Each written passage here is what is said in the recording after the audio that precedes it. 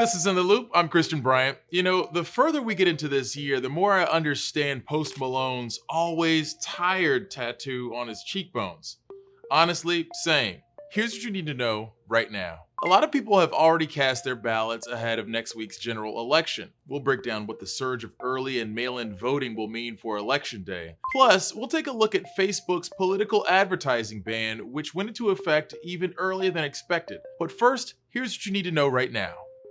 Today caps the worst week for COVID-19 case numbers in the US since the beginning of the pandemic, with a higher daily average of new cases than any other 7-day stretch this year, all while hospitalizations across the country are at a record high. The worst new outbreaks are now coming in the upper Midwest, including in Wisconsin and the Dakotas. In North Dakota, White House Coronavirus Task Force lead Dr. Deborah Birx did not hold back, saying the lack of masks and social distancing in the state was the worst she's seen anywhere in the country. While the governor there has resisted a mask mandate, Birx urged people to take precautions even well outside cities. It doesn't matter if you're in a rural area or if you're in an urban area. There are high levels of virus circulating because it's circulating in us. And with folks making holiday plans, public health experts are urging Americans to either take extreme caution with travel plans or just forego travel altogether this year, especially for at-risk adults.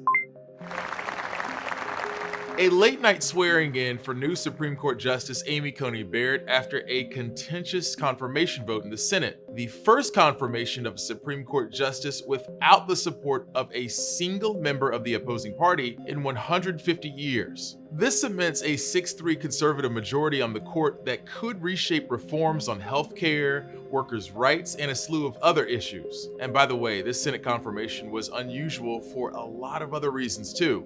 Of any addition to the Supreme Court, it's by far the closest to Election Day, and having worked its way through the Senate in 5 weeks, it's the fastest confirmation in modern political history. But along with skirting tradition, the confirmation also just contradicted what Senate Republicans had said for years in opposition to confirming a Supreme Court pick in an election year. If an opening comes in the last year of President Trump's term and the primary process is started, we'll wait to the next election. It has been 80 years since a Supreme Court vacancy was nominated and confirmed in an election year. There is a long tradition that you don't do this in an election year. Amy Coney Barrett will be one of 3 women on the court. She'll also be one of 3 Supreme Court members who were all a part of George W. Bush's legal team that fought and won the Bush v. Gore case settling the 2000 election. And that fact will most definitely come up as the conservative Supreme Court continues to weigh in on decisions affecting how ballots are counted in this 2020 election. Which leads us to this. On Monday, the Supreme Court, without Amy Coney Barrett, decided not to change Wisconsin's mail-in ballot rules, saying that those ballots can only be counted if received by Election Day. The 5-3 vote was an L to Democrats in the state, who wanted to extend the mail-in ballot deadline because of the pandemic and holdups with mail delivery. The ruling itself is pretty big news for voters in a swing state a week before the election, but folks online could not stop scrutinizing Justice Brett Kavanaugh's at times confusing concurrence with the decision. In one passage, Kavanaugh says states also want to be able to definitely announce the results of the election on election night or as soon as possible thereafter. States don't do that, but news outlets will offer up projections for sure. States sometimes take days to finalize the count, and that will most certainly be the case this year with so many mail-in ballots being cast. All of this goes without saying for Wisconsin voters or anyone else. At this point, don't rely on the Postal Service to deliver your ballot on time so close to Election Day. We're 1 week away from Election Day, and more than 66 million voters have already cast their ballots. That exceeds the number of early votes cast in the 2016 general election. So, with the amount of ballots already cast and many more yet to arrive, what does this mean for Election Day and the possibility of late movement in the race? Newsy's Shira Tarlow explains. With still 1 week to go until Election Day, Americans have already shattered 2016 early vote numbers. People are voting in massive numbers. So despite everything, I don't see this as an election where the outcome is going to be affected by vote suppression so much as by enormous voter turnout. 7 days out, nearly 67 million ballots have been submitted, already surpassing the roughly 59 million early votes cast in 2016. Most states expanded their early voting options due to the pandemic, and Democrats are outvoting Republicans in the initial balloting. The totals have Democrats hopeful, but what it means for the state of the race is far from clear. Only 19 states publicly report the party ID of those requesting ballots. But party registration doesn't tell the full story. Not every registered Republican votes for President Trump, nor every Democrat for Joe Biden. And Republicans have been preparing themselves for the Democrats' early voting advantage, especially as President Trump has repeatedly claimed without evidence that mail ballots are fraudulent. A lot of the rhetoric we've been hearing may be making people worried, but we still have in place all of the structures and protections that have been used for decades and centuries to have a fair outcome of the process.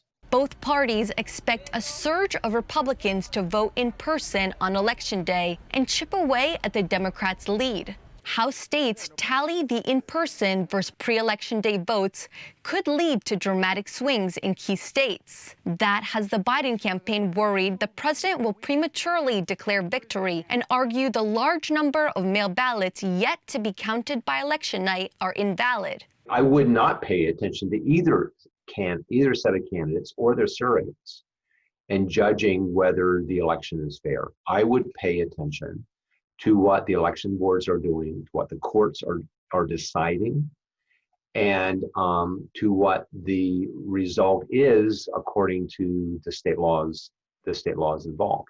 Shira Tarlow, Newsy, Washington. When you're back, we'll put a finger on Twitter's pulse and tell you what's trending and why.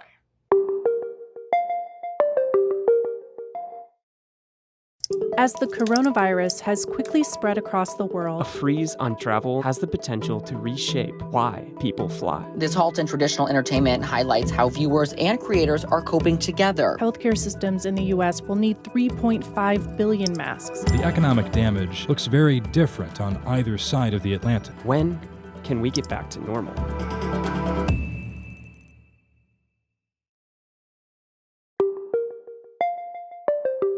We try to keep things light during this section, but let's be real, that's not always an accurate reflection of what's going on around us. So let's get to it. I share in mourning with the family. Anytime that happens is a tragedy, for whatever reason. Hundreds of protesters took to the streets and clashed with police in Philly last night after officers shot and killed 27-year-old Walter Wallace Jr., a black man who had a knife. Wallace's father told reporters his son had struggled with mental health issues.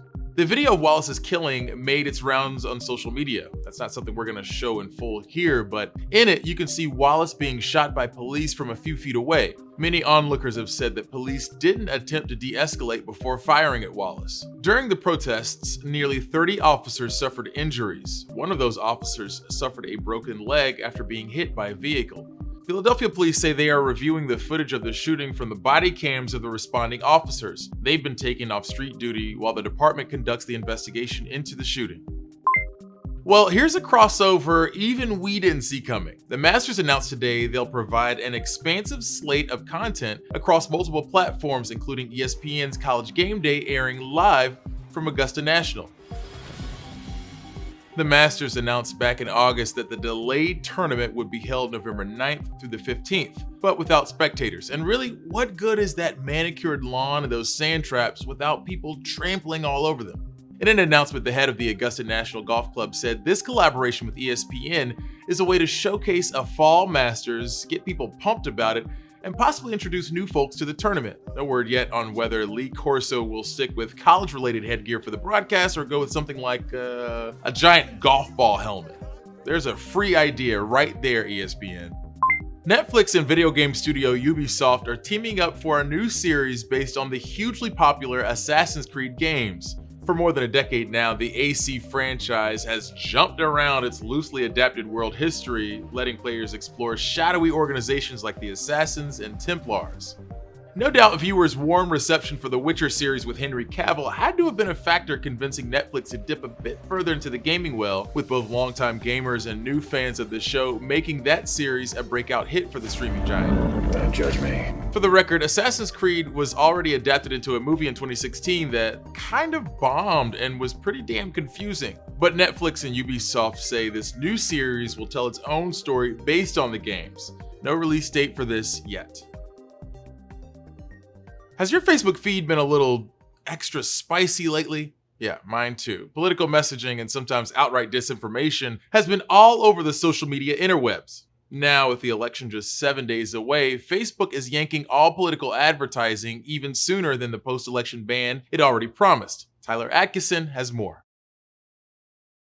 With little more than a week until Election Day, Facebook is rolling out a political ad ban that it says is in an effort to limit misinformation and reduce opportunities for confusion and abuse. Facebook will also take down posts intended to intimidate voters, including those which use militarized language to call for people to engage in poll watching. The ad ban has two parts. Facebook told Newsy that starting Tuesday, it would restrict ad buyers from creating new political or issue ads. They will be able to change who their ads are targeted to, as well as their budget. Ad buyers will be able to continue to buy ad space for their existing spots. After polls close on November 3rd, Facebook will then block all political and issue ads across all its platforms, including Instagram. Facebook told Newsy that the company doesn't have a set date for ending the ban. Experts tell Newsy that Facebook's efforts should have some effect, but might be limited. I think the most likely scenario is that they may work to some extent, but they will not eliminate the problems they're aimed at. And that's in significant part about scale. There's just too much. There's too much for a company to manage and oversee when you're talking about hundreds of millions of posts a day. Experts also tell Newsy that Facebook's usual hands-off approach to divisive political content has made it harder for the platform to stamp out misinformation. And they put themselves in a straitjacket, have the companies, by basically saying, we're not arbiters of the truth. We're going to stay hands-off on anything that's politically controversial. If you're in the straitjacket, how can you keep carving out these areas where you're going to take action, but pretending that the rest of it's okay? Before this artificial clampdown comes, in some ways it would have been cleaner and more specific for Facebook just to say, look, these rules that we're going to impose apply all the time. In some ways, it's an invitation to political operatives with bad intentions to hurry up and get their nasty stuff done now. Barrett also stressed that while Facebook may not eradicate every bad piece of content, the efforts are still worthwhile. Facebook is likely to do better than it did in 2016. But will it be able to stamp out all of the bad behavior that takes place on its site? I think almost certainly not. Tyler Atkinson, Newsy, Chicago. We'll try to keep bad behavior to a minimum on this show through the second half, but no promises.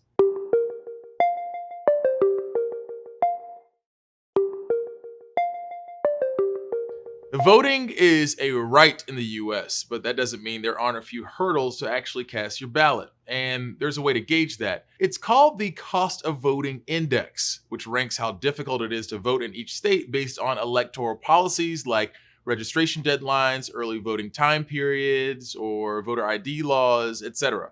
Texas, for example, is near the top of that list. But this year, one county has seen record turnout ahead of next week's election. Newsy's Jamal Andrus digs a bit deeper into exactly how this has played out.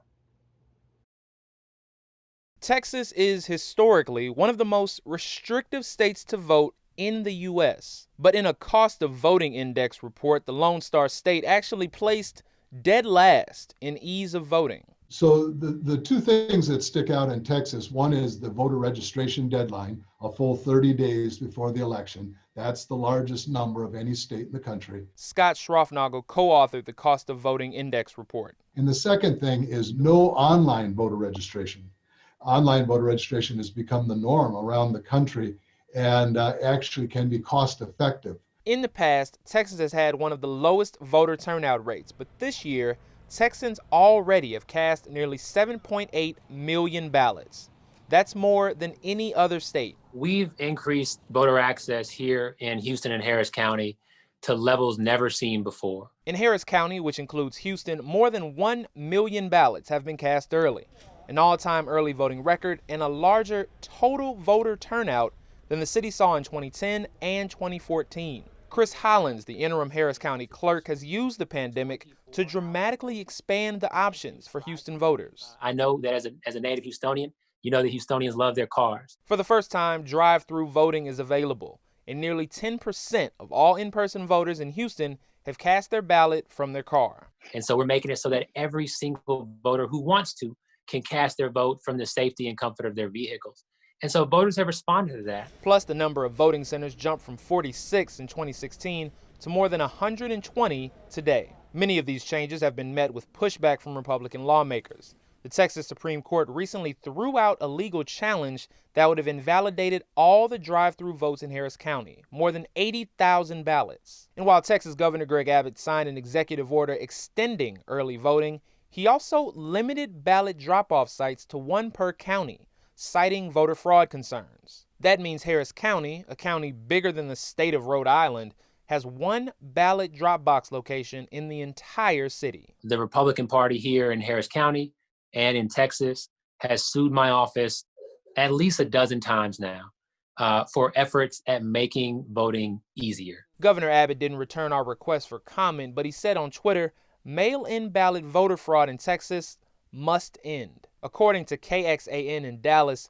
150 people have been charged with voter fraud in Texas since 2004. For reference, in 2016 alone, there were nearly 9 million votes cast in Texas. The other states at the bottom of the cost of voting index are Georgia, Missouri, Mississippi, and Tennessee, all states with Republican leadership and large minority populations. According to Schroffnagel, that's not a coincidence. And it's still not the case that all Republican states are making it harder to vote. So for instance, Utah has mail-in voting, Republican state, North Dakota. So Republican alone doesn't appear to create a higher cost of voting, because like states that with low African American populations that are Republican controlled, voting is not that difficult. It's the combination of the two things. In preparation for Election Day, Harris County will be offering 24-hour voting on October 30th, the last day of early voting. This will be the first and only time 24-hour voting has been made available in the state of Texas. Jamal Andrus, Newsy. If you haven't already, give us a shout on Twitter using the hashtag NewsyInTheLoop. Pro, very few hurdles to actually tweeting at me if you're already on Twitter. Con, you probably won't get much in return, but hey, that doesn't mean we can't have a good time, right?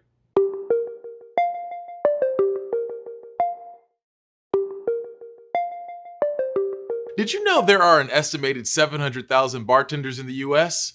Since In the Loop is the dive bar of news shows, it is our job to know stuff like that. But seriously, bartenders are another group of professionals that have been severely impacted by COVID-19. National reporter Kai Beach tells us about a group giving bartenders a hand up during this difficult year.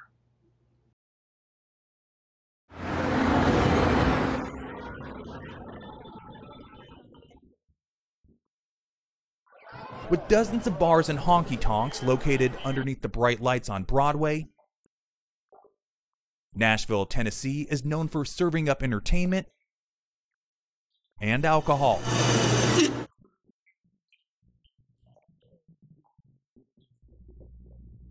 Bartenders like Reggie Small, general manager of Tailgate Brewing on Music Row, are having a tough time making tips like they used to.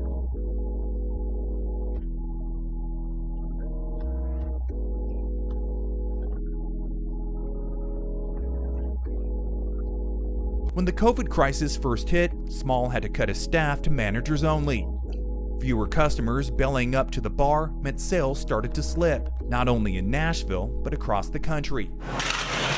It's devastating. The hardest thing is just not knowing what is going to happen next week or next month. Aaron Gregory Smith is with the United States Bartenders Guild.